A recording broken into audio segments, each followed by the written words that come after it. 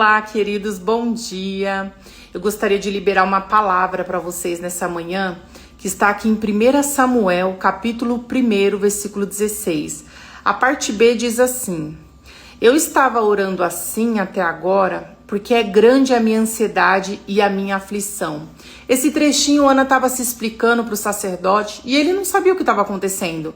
Mas o que me chamou a atenção nessa manhã é essa parte que ela diz assim: eu estava orando. Ei, Ana estava orando, Ana não deixou de ir à casa do Senhor, não deixou de adorar o Senhor, mesmo com ansiedade, mesmo cheia de aflições, cheia de problema, né, queridos? Mas eu quero dizer para vocês nessa manhã, em nome de Jesus, não desista. Deus conhece o teu choro, Deus sabe do teu clamor.